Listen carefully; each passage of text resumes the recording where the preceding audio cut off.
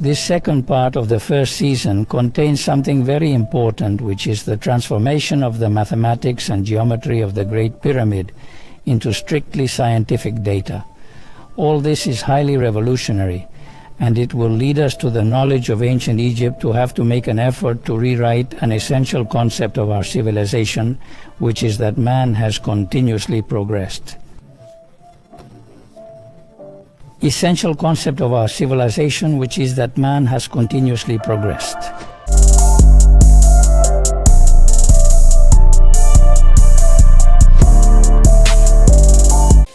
How are you, friends? Welcome to the new chapter number 6 of Rediscovering Our Origins. And as time goes by, we have already reached chapter number 6. And let me tell you one thing, we have been 6 chapters happier than we could be about how we are doing and how much you are helping us and how much we are liking the program. We are happy because that means that we are having a synergy between us, we are learning together, we are having fun, and also because things are moving forward, and that allows us to continue explaining all these things that interest us so much about the research of the doctor in architecture, Miquel Perez Sanchez Pla, who, by the way, as always, I have him here next to me. Hello, good morning. How are you? How are you? How are you, Miquel?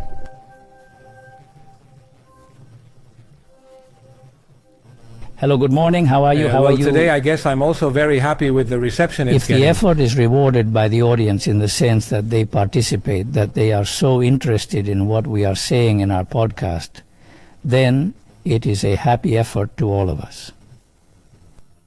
Of course, we are going to contextualize where we are. We are in chapter number 6 to clarify within the nomenclature of how we are presenting all the information. It is the first part of the of the first season we are doing, and it is correlative to the book you wrote. We were already announcing it. We have been commenting on it in the previous video podcasts. Well, in fact, you can see it here as we have the book because it is our basic guide of how we want to transfer the information and that we understand where we are and what we want to explain today. We are going to deal with chapter number 6. To all this, sorry, I do not forget before anything else. Here you can see that we are playing with the book. As I said, you can buy the book if you want to. Here are all the complete explanations. We stop in certain specific aspects that are marked in bold letters that serve as a summary in some way to reach a series of conclusions, but all the development is in the book, all the research, all the scientific treatment of where it comes to the conclusions is here. And if you want to know how Miquel has managed to reach all this, you can buy the book. And if you want to know, well, as Miquel has managed to reach all this, you can buy it here. You can buy the book in the comments box by clicking on the link that you will find there, and you can enjoy this book that, as you can see here, is our guide to go on advancing in the contents. Miquel, chapter number 6, a chapter called The Matrix of the Great Pyramid. We will not go into the subject of the Great Matrix, but in the reduction of the table, the Great Pyramid, well, the chapter is the hieroglyphic of the sun.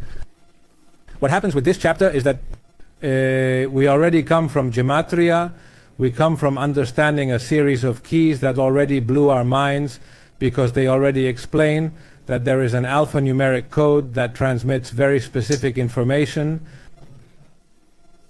And if you want to recap, if you join us now, remember that you have all our chapters, also the comment box, you can access them, and also obviously the social networks in the social network channels there, you have it too. So having said that, we are coming that chapter, which also moved us some powerful information, but it is correct if I tell you that from this chapter is like a hinge that unveils us a knowledge that is still much higher and more surprising, and that will keep us with our mouths open almost all the time. Is exactly how. First, a short summary of what have been the key elements of the first 5 chapters. First of all, I will answer you about gematria. Gematria is a secret code that the Greek language and the Hebrew language use, in which the letters have values. So that in the Greek language, the alpha is the number 1 and the omega, which is the last of the letters of the 24 letters, is worth 800.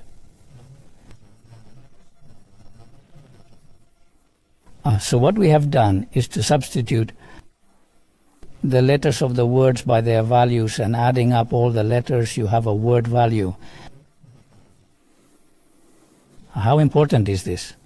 Well, it begins to speak in a way to talk about the measurements, the measures. That is, when you find certain measures within the Great Pyramid that are repeated again and again and again, certain numbers, whether in some units of measurement or others, you have to ask yourself, why is that? What is the meaning of these numbers? We have seen that there were 3 key numbers. I would dare to say the 432, which is associated with the inclination of the Great Pyramid. To the tilt of the Great Pyramid, because 432 squared seconds of arc was exactly the tilt angle of the Great Pyramid, was exactly the angle of inclination of the pyramid. And the number 888, which is one of the secret keys of the pyramid, which is the name of a primordial god, one documented in the 4th millennium before Christ in Egypt, called Neterua or Nezerua. And then there's the number 892, which we deduced that it was the name of the mother civilization of ancient Egypt. Because let's see, what we're going to see during this second part of the first season is very difficult to explain in the 400 or 500 years that the Egyptian state had been evolving as a monarchy. That is, it is very difficult to understand that all this science that we will find has been achieved only in this time. And I will demonstrate, I have demonstrated in fact in the published books, that in fact what it is about is that this science is inherited. It is inherited from a mother civilization that is permanently manifested through the Great Pyramid, through the number 892, and also in Giza. That is part of the second book. And it is as if he was saying Meitin, mother civilization, which at the end of the book we will know what it is called. Okay, so we have the summary, a little bit of where we have arrived. Now let's go forward, because here we already find this table, and I wanted to start with this so you can explain me how a table that has to do with the measurements of the Great Pyramid, with its 3 great magnitudes, the perimeter, the surface, and the volume, and that serves for what? Let's see. Before answering you, I'm going to introduce a second element. Look, I already mentioned that. I do it like this with my hand. What are you thinking about? Well, Not the number 5. You are not thinking of 5 out of 2? Not the number 5 speaking. This concept was very clear to the Pythagoreans. They started from the point of view that the numbers were pre-existing entities that had life by themselves. They even considered the first 10 numbers, that is from 1 to 10, as the sacred decade. And they understood them as little less than divinities. And we must remember that Pythagoras studied in Egypt and was anointed priest. He spent 20 years in Egypt. Therefore, this was undoubtedly an Egyptian influence on Pythagoras. Why do I tell you this? Because it turns out that when we analyze the perimeter, the surface, the volume of the Great Pyramid in real cubits, and attention, surprise in meters, you would say to me, well, it is possible that the ancient Egyptians knew the meter. The truth is that I have no explanation, but there is a practical fact, which is that the edges, the 4 edges that raised the Great Pyramid towards the sky, once the Great Pyramid was rebuilt, measured exactly 218.00 meters. Yeah, and you would say, well, but this could be a coincidence. As it turns out, it's not. Because as we shall see, the combination of perimeter, surface, and volume, we already said that it was satiated to the number of 888. This corresponds to the name of Neterua, of the primordial God one. And it turns out that 218 are the first 3 letters of that same God one. Therefore, they are telling us on 2 sides, through the length in meters of the edges of the pyramid, and through the table of the Great Pyramid, they are telling us the name of that God one. Therefore, little chance. That said, in view of the evidence that not only in this fact, but in many others, the meter was in the Great Pyramid, I found, the element of transformation between real cubits and meters. And from there, it occurred to me, perimeter, surface, and volume in the real cubit, which we already know is the measure of the Great Pyramid, which was 0.5236, are meters. And I assembled a table with perimeter, surface and volume, real cubits, meters, and real cubits plus meters. And well, there we found that the surface of the pyramid, I remind you, was 314,159 square real cubits, which is 100,000 times the number pi, which was 4,000 years ahead of the definition of the number pi by the mathematical sciences. And what occurred to me is what would happen if I added perimeter, surface and volume, the way you can add bananas, pears and apples and say that the sum is fruit. So I added linear cubits, square cubits and cubic cubits, and I said to myself that it was the basket cubits. Well, there came out a number that you will see in the graph, 18,301,722, which we divide into two parts, and it is 1,830 plus 1,722. This gives us a multiple of 888. The same happens with the meters and with the real cubits plus meters. They all end up being the sums. Multiples of 888, as long as you take the 8 figures and divide them in half. What happened? I thought this might be because the number 1830, which is the first half of the first sum, was a mathematical number, and so I came up with the possibility of repeating this sum. And then, of course, the big surprise is that it gave us a kind of law of 888, which I ended up naming it that way, that the key is that you can't vary 1 meter or 1 real cubit, because then it doesn't hold true. Well, what does it mean? That the same monument that gave you as a base a real cubit, the Great Pyramid, gave you a law for you to confirm that you had reconstructed it exactly. Of course, at first it seemed to me magical. I would almost dare to say it was miraculous, because I still haven't found any mathematician who could explain it to me, or who knows how to explain it to me, and I ask for your help in case there is a mathematician who is watching this, who knows how to explain how they did it, because every time I have tried, I have been told that they did not know it. And of course, I'm not a mathematician. So of course, what happens? That in the face of such a powerful law, what I ask myself is, we know something absolutely certain. The Great Pyramid has been reconstructed with total accuracy, which I insist seemed to me to be a miracle. Of miracles? The thing is to have understood it well. The thing is that with this series of associations, one can do, I don't know if the expression is right, can't do like a kind of like retro engineering to see where is the origin from where the thing emanates the measurements of the pyramid. And that leads us to that number that you have already talked about, the 8888, and that is why everything always ends up leading there. Not because part of it ends up deriving in, we will not go into the subject, the matrix, but it ends up being reduced in a minimum matrix that emanates from the 8888. And that is why all those coincidences, not coincidences, it's a coincidence, or good coincidence or corroborative measures that always end up giving that type of proportion, that is the law of the 8888. Yes, let's see. Before we go into the reduction of these new numbers to a matrix, which we will see, I want to add a fact that to me is absolutely spectacular. Many of these numbers are astronomical numbers. What does it mean? For example, the perimeter of the Great Pyramid is 8,388 real cubits. The perimeter is what? Count all the edges that the Great Pyramid has. Well, that first of all gives an estimate of the perimeter of the Great Pyramid. That first of all gives an exact transformation between the real cubit and the meter, because 8,388 real cubits are exactly 4,392 meters, which confirms once again the use of the meter we are talking about. But in addition, 8,388 is an astronomical number, because it is the days of 307 rotations of the moon. Of course, and you will say to me, what is the importance of that? Well, it turns out that in geometry, the 307 corresponds to the word horizon.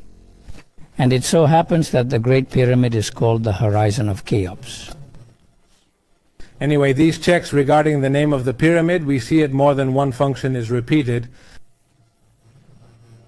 Yes, and we'll see it later on in another one of the video podcasts, because, let's see. from the scientific point of view, the ultimate reason why it's called the Cheops horizon will be explained. Preview, I anticipate. Let's see. One of the great surprises of the reconstruction of the Great Pyramid was that it was crowned by a sphere. If we transform that sphere into an eye, that eye, imagine an absolutely flat horizon like the sea, gives you a perimeter of vision, and that is the horizon of Cheops. And that is an absolutely mathematical and astronomical perimeter. We will see it later. Very well then. If you want me to explain the matrix, because that is really good, when I entered this subject previously, I noticed that an important piece of the puzzle had fallen because there were things that were a little bit difficult for me to understand because maybe I don't have such a mathematical mind, but I understood separately all the different elements that you were presenting in the different chapters, but with this piece it is like that it did fall for me.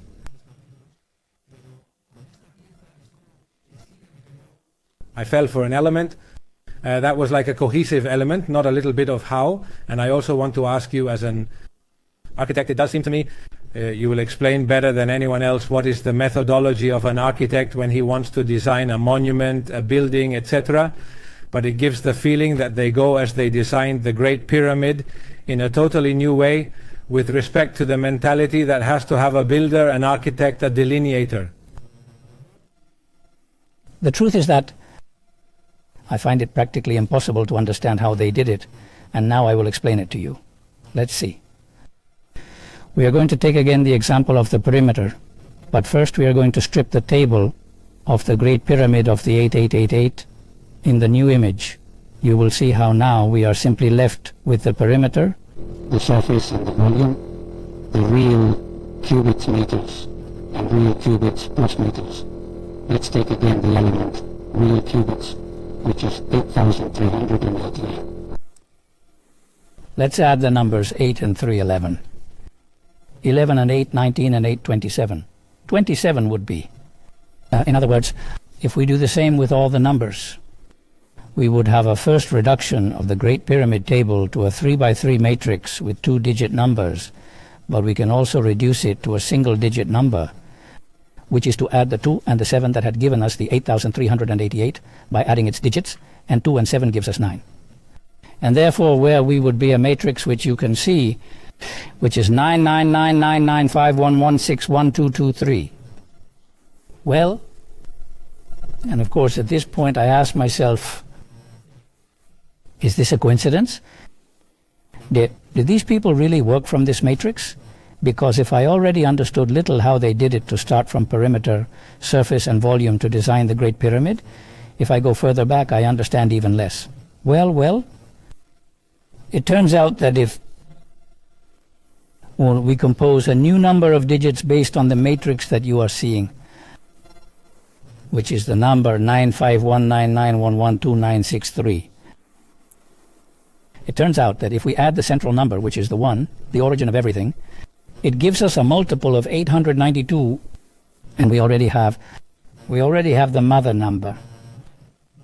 Excuse me, the determinative identifying number of the mother civilization of ancient Egypt. But of course it happens one time and you say to yourself, hey, this has to be a coincidence. I don't believe it. Well, let's see something else. Let's look at something else. Now we are going to turn the numbers.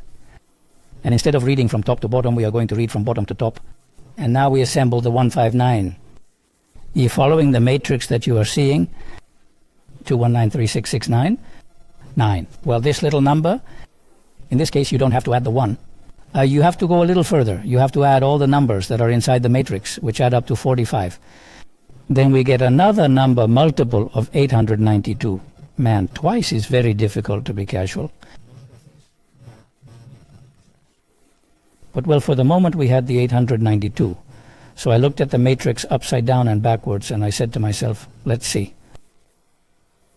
I remind you that each word has 4 values. The nominal value, which is the one that replaces the letters by their values. The ordinal value, which is the one that replaces the letters by the position they have in the alphabet. the reduced value, which is the nominal value but with the letters, with the sincere values, for example, the number pi would be 80. In the reduced value, it would be 8, and the integral reduced value. That integral reduced value would represent that if it is 35, for example, the reduced value 3 plus 5, 8 is the integral reduced value. So the arithmetry gives us 4 values. We can add them together and we get intermediate values. Well, very well. It turns out that if you look at it, the central column of the matrix is the number 912. And on the diagonal that goes from the top right to the bottom left gives you the number 911. Well, again, the number 911 and the number 912. They are obtained from the name of the mother civilization of ancient Egypt. Therefore, once again they were telling us Matin, mother civilization of ancient. That is to say, they are always leaving breadcrumbs for someone who is sufficiently clever to go to Egypt, but they are always leaving breadcrumbs. Egypt, but if they are microcrumbs, we do not have to go there.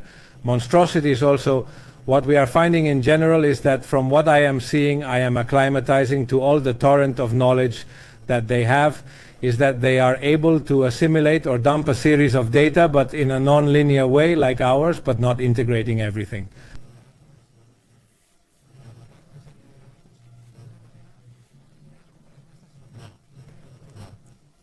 Look at the matrix of the Great Pyramid, moreover. If you add up the numbers that you form with alignments of 3 by 3, 951, 912, 663, etc., you add them up and you can obtain multiples of 888.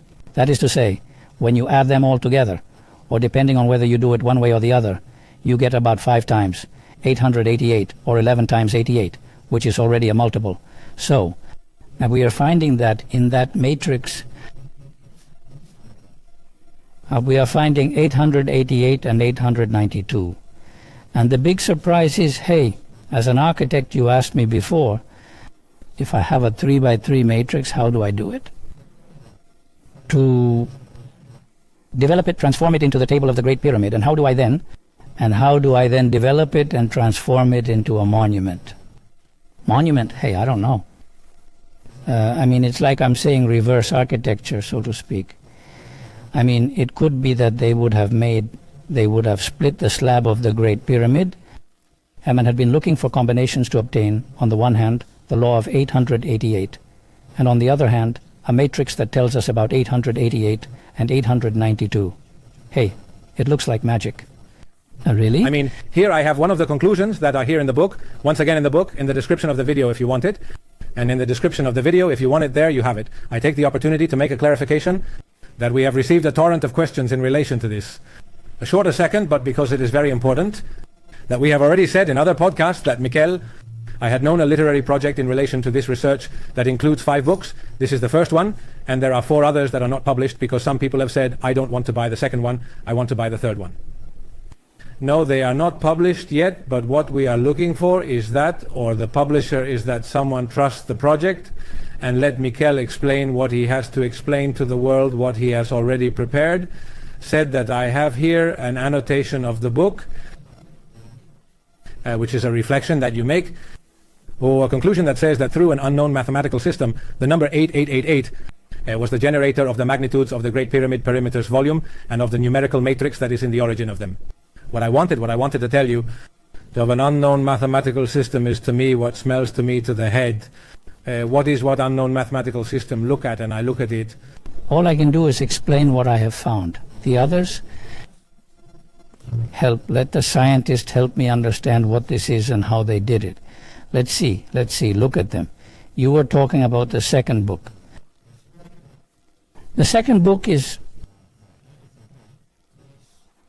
just the exact of the Sphinx of Giza. And I can anticipate that the Sphinx of Giza is not contemporary of the Great Pyramids of Giza, but it was a pre-existence. And moreover, it was an astronomical pre-existence of the highest level. What happens? That through the one of the matrix of the Great Pyramid, with the combination of the numbers that you can find in the book, now I do not want to extend explaining it, but it is not too complex. It turns out that you end up getting a number by combining 18 three-digit numbers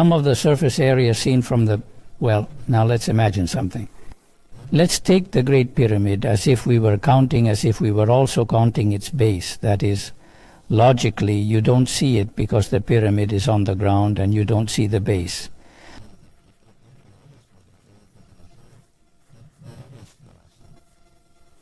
But we are going to count the base of the pyramid, and we are going to count the hidden bases of the Zocalo on the ground and in contact with the pyramid. Well, this gives us 700,215 real square cubits. What does that equal? To the cube of 88.8. That is to say, all the time we are in front of a monument that repeats over and over and over again the number 888.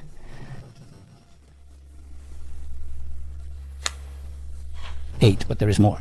There is much more.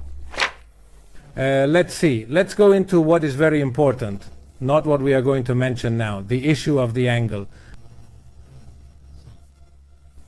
Indeed, the angle of 51.84 is the one that allowed me to reconstruct the monument.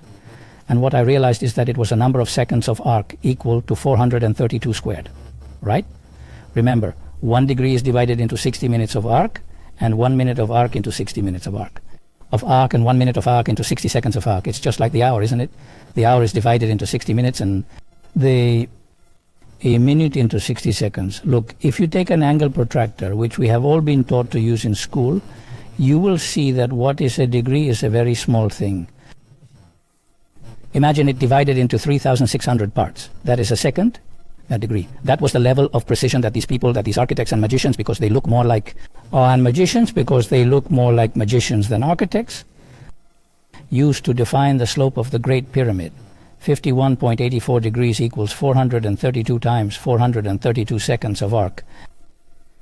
But look, notice, they're still playing with us, because 432 times 432 is the same as half times double. That is, half of 432 is 216.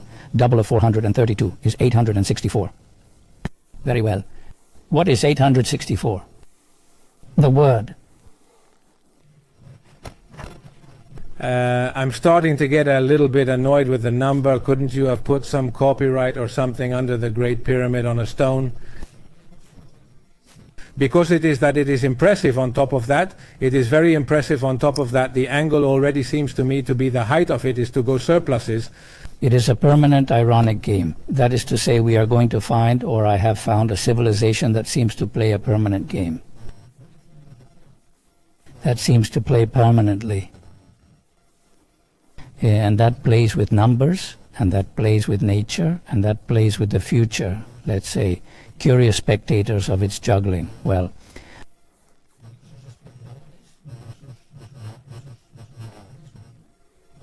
I go on, take a look. What's the matter? That 864. That is, we have said that it is 216 times 864 would be one of the inclinations. Now I take all four. I add them together. 864 times 864. That is the sums of the four apothems of the Great Pyramid, defining the slants on the four faces, is 864 times 864. Do you know what 864 is? Well, it is 1/100th of the seconds of a day. So 864,000, 86,400 is the seconds of a day. So do you know what it is? A monument associated with the day, a solar monument. But it is that 432,000, 403,200 is exactly the seconds of 12 hours. And the Egyptians divided the day astronomically into 12 hours of day and 12 hours of night. Therefore, architecture that incorporates astronomical data that we had already seen in the numbers of the Great Pyramid in the previous program, now it is telling us in a very clear way, so that we have no doubt, if we have not found the above, that its inclination is associated with the sun. Good. But there's more. Now imagine, the pyramid is this. We were talking about this angle. Now we're going to talk about the angle at the top. Remember that the angle at the top has the sphere at the top. All right. So it turns out that the angle at the top in seconds of arc is 318 times 864. And I wondered, and what would the word 318 be? Well, you can imagine. Helios, the name of the sun, has for its value the number 318. So they are giving us an upper angle at the vertex of the Great Pyramid, which in seconds of arc is equal to the product of the number of the sun, 318, or by the 100th part of the length of a day in seconds, 864.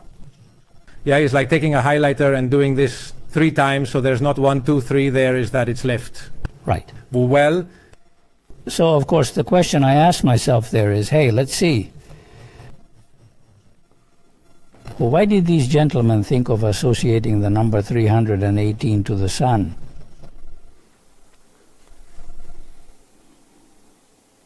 I don't know, Michael. Let's see.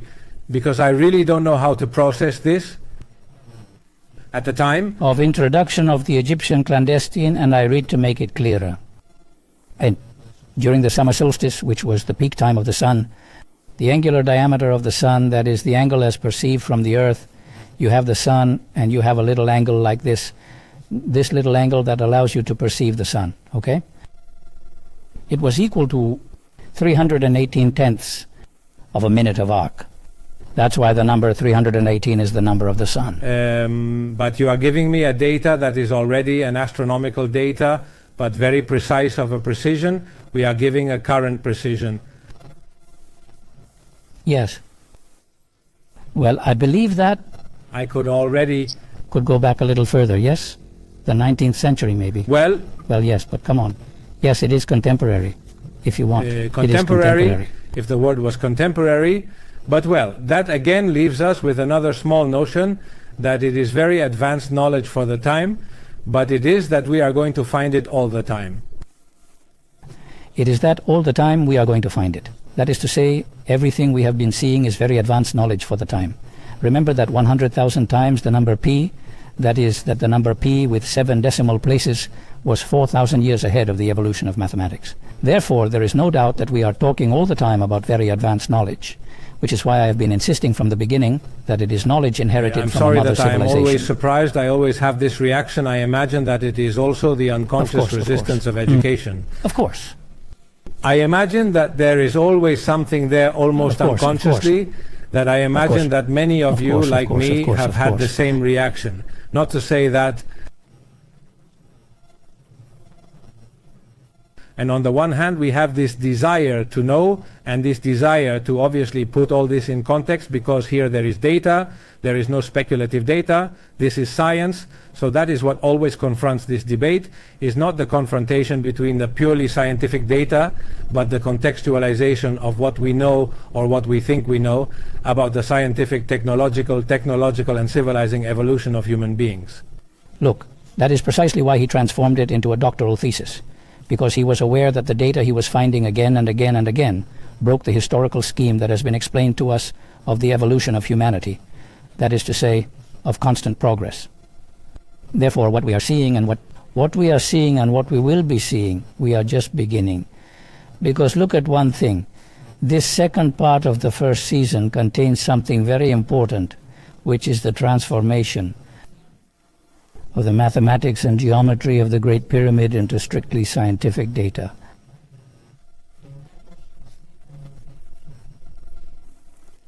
All of this, I understand, that it is highly revolutionary and that it will lead us, the knowledge of ancient Egypt, to have to make an effort to rewrite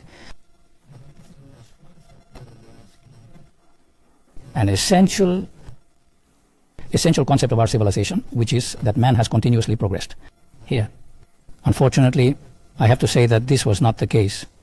There is a cut and a turn back, because a lot of the data that are concentrated in this research process, in this doctoral thesis, show that there was a very advanced knowledge that was not available in the past. You show that there was some very advanced knowledge that was later lost. So as I say, to finish, because you wanted to say a couple of things. Yes, well, we had talked about the hieroglyphic of the sun, and the hieroglyphic of the sun did not come out. Let's see, let me tell you. We were just with the sun at 318 tenths of a minute of arc, which was the angle of the sun at the time of the introduction of the Egyptian calendar at the summer solstice. Well, the question is, well, what about the moon? What about it? The moon, Selene, is the number 301. 301 lunar months is 188.7 days. And we happen to know that 888 is the number of the primeval god one, but 87 is his ordinal value. That is the sum of the position of the letters of his name in the Greek alphabet. Its name in the Greek alphabet as a method of operation. Let me see if I have just understood it, because I also need to settle things, i.e. they tell you 301 is equivalent to Selene, and also the ordinal. Value ends up giving that law again, but duplicated, but its name. In other words, 301 is the name of Selene. It is the meaning of Selene, the number of Selene, so to speak, of the moon. So 301 months of the moon is 8,888.7 days, and the 888 and the 87 are the two numbers of the primeval god one. Let's see, that is to say, link the fact, an astronomical fact of the moon with up its name, and a double correlation. They link it. That is, they link the name of the moon from the astronomical point of view with the name of the primordial god one. Is that yes? Yes. Well, but it is more, in the same way that 318 was the angular diameter of the sun in the summer solstice. In the time of the ancient empire, 301 tenths of a minute of arc could also represent the angular diameter of the moon, since in this time it oscillates between 294 and 335 tenths of a minute of arc. Therefore, 318 and 301 are both astronomical numbers that allow us to define the sun and the moon through the secret code, of course, the secret code of the geometry. That is, we are talking about a scientific code, that is to say, the geometry, which is the code that makes numbers speak.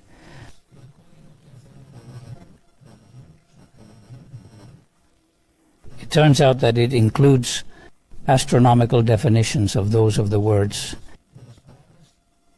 that are expressed in numbers. It is that is to say, if I have understood it well, that is to say they managed to make a feat that seems to me bestial, to link the astronomical data, for example, with the 301.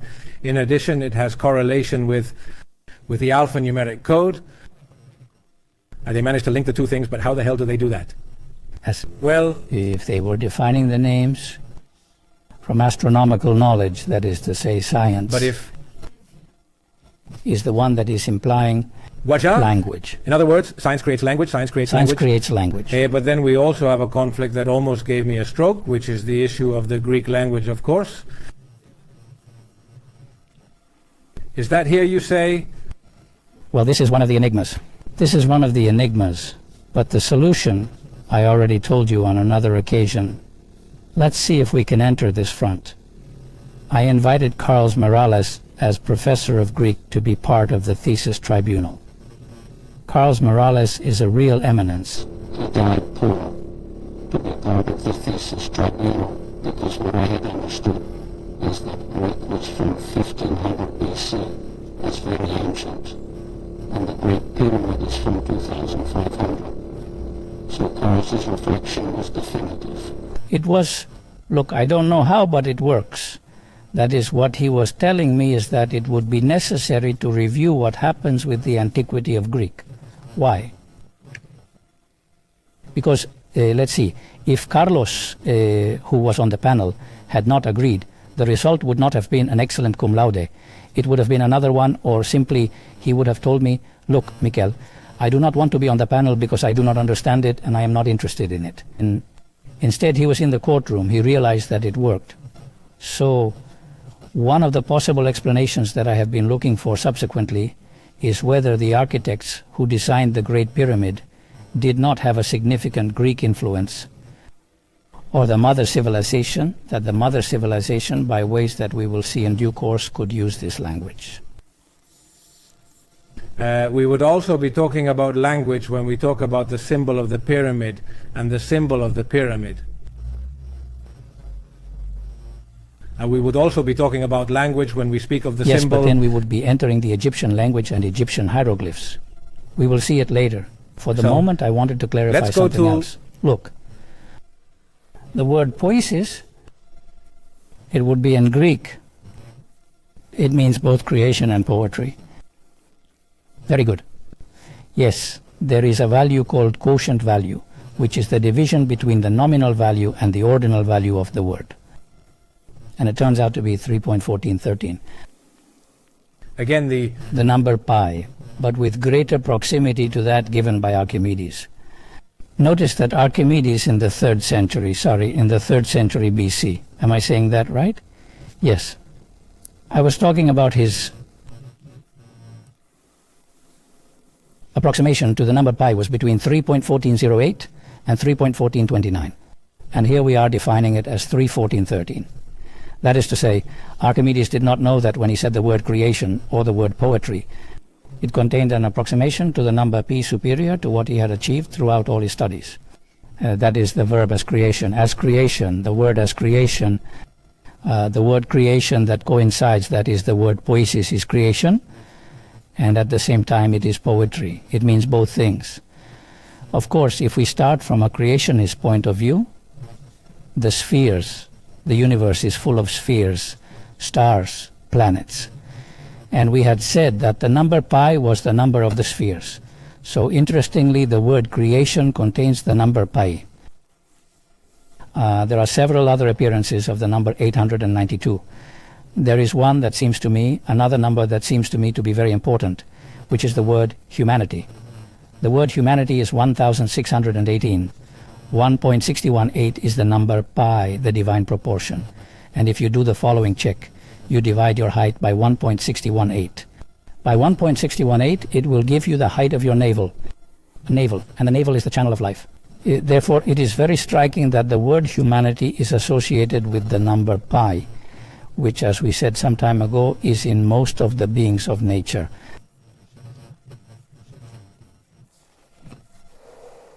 Well, on the other hand, if the word sphere, the sum of the four values, was the number 892,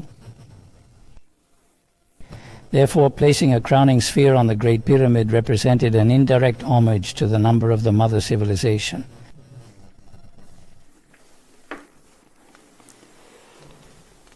And the joint height, for example, of the sphere and the crowning pyramid, or was equal to 0.00892 pletro, and one pletro is 1 arc-second of the average circumference of the Earth. That is, we take the circumference of the Earth, we divide it into 360 degrees. Each degree we divide it into 60 minutes, each minute into 60 seconds, and that is 1 pletro. Therefore, the second time the number 892 was related to the crown of the Great Pyramid. And there we go to the hieroglyphic. That's what I wanted to get to, the hieroglyph. I like this one very much. The hieroglyph, which is a sun with rays, let's say meant village of the sun, according to the book Egyptian Hieroglyphs by Maria Carmela Betro. In the image you can see this coronation, this hieroglyphic, this sun with rays is nothing else than the crowning of the Great Pyramid. Therefore, in addition, meaning sun with rays, it also meant town of the sun. And it is probable that the original name of the mother civilization of ancient Egypt was the people of the sun. And because in addition to the word village of the sun in Greek, you can get both the number 888 and the number 892. Well, and to finish, let's talk about what happens. What happens if we make a game which is to take the Great Pyramid? As if we were children now, right? We have made a model of the Great Pyramid. Well, rather, we are giants. So, let's take the Great Pyramid. Let's imagine it's an absolutely compact solid. Take it and put it inside an invisible box. The invisible box is a parallelepiped with its measurements perfectly as if it were a shoebox, right? We put it inside, but it's totally tight, and its walls have no measurements. Therefore,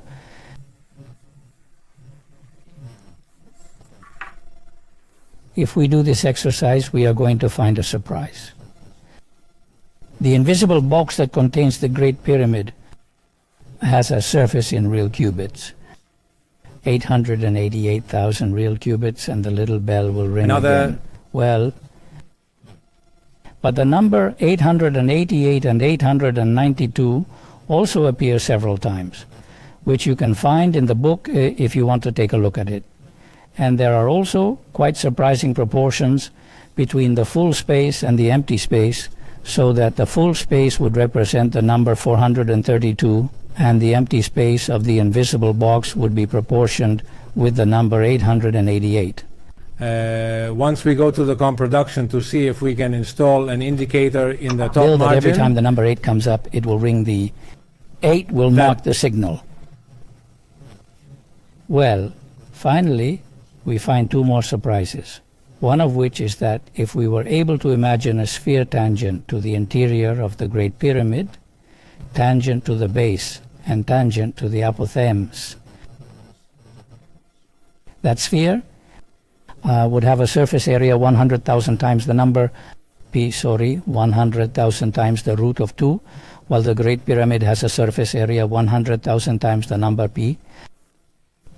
That is to say, it is like a magic game. I insist on this word, because it totally exceeds our capacity of comprehension.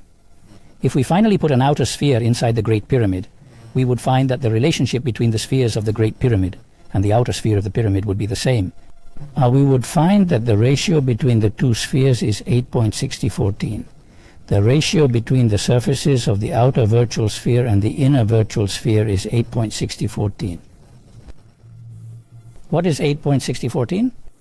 Well, believe it or not, it is the distance in light years to the star Sirius, the essential star of ancient Egypt. So, what can I tell you? What can I tell you? We'll talk about that in the next video. In the next one, which is called Just the Mystery of the Horizon of Sirius. There you have it, and I hope you enjoyed it as much as we have done. And nothing, see you in the next one. Remember to subscribe, to give to our content, and social networks. Also take a look that there we have very interesting videos. Also, thank you very much. See you in the next one. Thanks.